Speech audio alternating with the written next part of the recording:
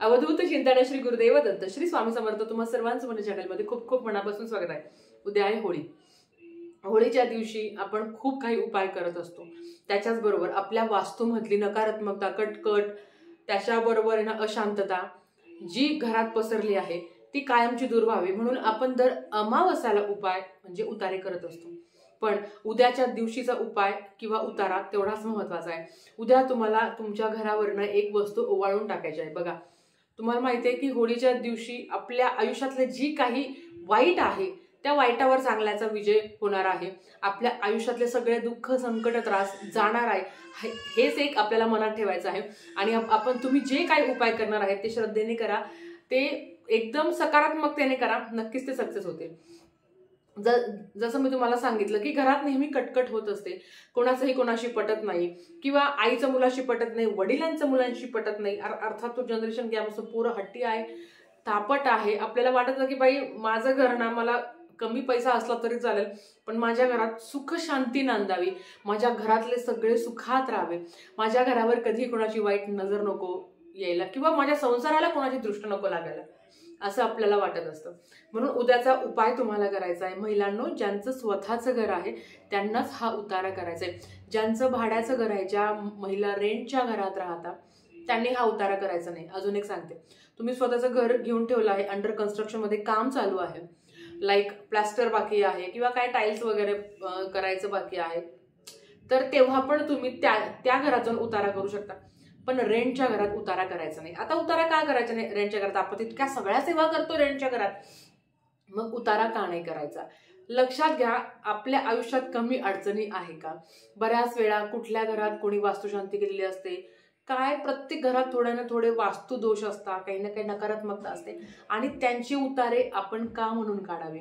आपल्याला त्या घरात सेवा करून सकारात्मकता निर्माण करायची आहे, त्याचा थोडाफार फायदा त्या माणसांना पण होतो, ज्यांचं वास्तू असतो त्यांना नक्कीच त्याचा फायदा होतो। पण उतारे नका करू, उतारे नका करू। तुम्ही स्वतःचं घर असेल तरच करा, नाही तर सोडून द्या। मग मी तर म्हणते व्हिडिओज बघू नका। आता तुम्हाला काय करायचं ते तुम्हाला सांगते। एक नारळ घ्यायचा आहे, अर्थात प्रदोष काळानंतर, होळी पेटल्यानंतर रात्री तुम्ही 12ला जरी उपाय केला तरी हरकत नाही। कारण आपण जेव्हा पेटत्या होळीमध्ये एक नारळ घेतो, त्याला हळदी कुंकू लावतो, शेंडा देवासमोर करतो, म्हणजे होळीच्या समोर शेंडा करतो आणि प्रार्थना करतो की माझ्या घरात सुख, समृद्धी, आयु, आरोग्य, भरभराट, ऐश्वर्य नांदू दे, अशी प्रार्थना करून ते नारळ तुम्ही होळीमध्ये टाकत असता, बरोबर? पण आता जो तुम्हाला मी उतारा करायचा आहे महिलांनो, म्हणजे नारळ अर्थात वेगळं असणार आहे, तुम्हाला काय करायचं आहे? आणि हे जे उतारे प्लीज सांगून वगैरे करू नका, व्हिडिओ सगळा बघा, म्हणजे तुम्हाला तुमच्या सगळ्या प्रश्नांची उत्तर मिळतील। विटाळ सुतक तुम्हाला काहीच करता येणार नाही, मासिक धर्म तुम्हाला काही करता येणार नाही। आता संध्याकाळचा टाइम आहे, म्हणजे आता समजा सेवा वगैरे झाली, नैवेद्य वगैरे दाखवला, रात्री तुम्ही 12पर्यंत उपाय किंवा उतारा हा तुम्ही करू शकता। एक नारळ घ्यायचं, अर्थात त्याला त्रिशूळ काढायचं असतं, शेंदूरने त्रिशूळ काढा। शेंदुराने त्रिशूळ काढायला लावलं तर शेंदुराने तुम्हाला तो त्याच्यावर त्रिशूळ काढायचा आहे। त्रिशूळ काढल्यानंतर तो नारळ तो तुम्हाला संपूर्ण घरभर फिरवायचा आहे। कुठलंच मनात कुठले जप, नामस्मरण काही करायचं नाही, फक्त मनात एक सकारात्मकता आली पाहिजे की हा उपाय करून माझ्या घरातली आता दरिद्री जाणार आहे, नकारात्मकता जाणार आहे, माझ्या घरात फक्त आणि फक्त सुख शांती लाभणार आहे, असं मनातल्या मनात आपल्याला बोलायचं आहे। टॉयलेट बाथरूम काय म्हणतात ना, टॉयलेट बाथरूम सोडून संपूर्ण घरात तुम्हाला हे फिरवायचं आहे। बाल्कनी वगैरे मध्ये फिरवायची गरज नाही, फक्त घरात, म्हणजे 2 हॉल असेल, 1 हॉल असेल, 2 बेडरूम, 3 बेडरूम, काय असो, तुमचा बंगला असो, फ्लॅट असो, व्हॉट एव्हर, काही पण असो, तुम्हाला संपूर्ण घरभर ते नारळ तुम्हाला उतरवायचं आहे, म्हणजे असं घेऊन फिरायचं आहे। घेऊन फिरल्यानंतर दाराच्या बाहेर यायचं, बरोबर? आपण बघा अमावस्याला उपाय करतो त्याच पद्धतीने नारळ 7 वेळा उतरवायचं। श्री स्वामी समर्थ वगैरे काहीही म्हणायचं नाही, ते अमावस्याचा उतारा।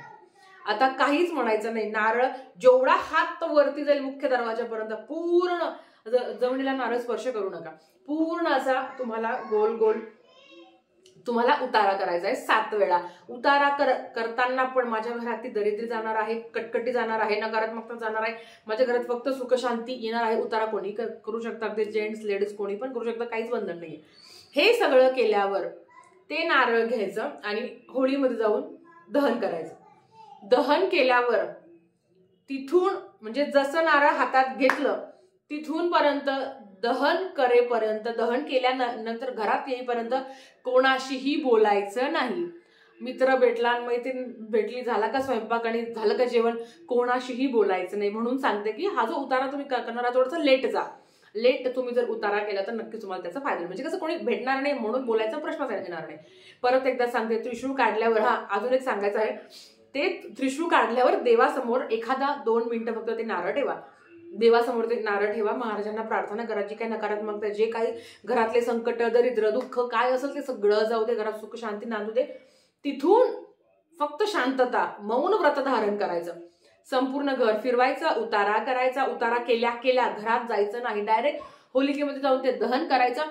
तिकडून म्हणजे दहन करून आल्यावर आपण जेव्हा ते होळीमध्ये समर्पण करणार, अर्पण करणार, त्याच्यानंतर घरात येण्याच्या आधी घराच्या बाहेर हात पाय धुवायचे. आता फ्लॅट सिस्टीम मध्ये जर हात पाय धुवायला गेलं तर सगळं ओलं होऊन जातं. आता मी माझ्या वरनं सांगते, ओलं होऊन जातं. मग अशा वेळेस मी काय करते, एखादा ग्लास किंवा तांब्या बाहेर ठेवते. मग स्वतःवरच असं पाणी थोडंसं शिंपडून घ्यायचं. घरात आल्या हात पाय धुवायचे आणि मग तुम्ही बोलू शकता. हा जर तुमचा बंगला असेल किंवा खाली ग्राउंड फ्लोअरला तुमचं घर असेल तर पटकन जाऊन नळाने बाहेर हात पाय धुवायचे आणि मग घरात जायचं. पण ज्यांचं आता 2ऱ्या, 3ऱ्या, 4थ्या, 5व्या, 6व्या, 10व्या मजल्यावर घर असल्यावर त्यांनी काय करायचं, खाली जर तुम्हाला नळ असेल तर तुम्ही खाली करू शकता. नसेल तर फक्त घराच्या बाहेर आल्यावरती पाणी शिंपडायचं, हात पाय धुवायचे आणि मगच बोलायचं. लक्षात घ्या, कुठून बोलायचं नाहीये. देवासमोर नारळ ठेवल्यापासून ते हातपाय धुतल्यापर्यंत कोणाशी बोलायचं नाहीये. कोणी कितीही बोललं तरी बोलायचं नाहीये. घरात येताना तिथून म्हणजे नारळ विसर्जन करून घरात येईपर्यंत मागे वळून बघायचं नाही. हे 2 नियम आहे जे तुम्हाला पाळायचे. तुम्ही गाडीवर गेले, आता गाडीवरती इतक्या लांब तर काही होळी नसते, पण जरी तुम्ही गाडीवर गेली तरी हरकत नाही, तुम्ही करू शकता. तुमच्या सगळ्या प्रश्नांची उत्तरे तुम्हाला मी दिलेली आहे. हा उपाय खूप महत्वाचा आहे. मी तरी करते, मी तुम्हाला सांगेल आवर्जून करा.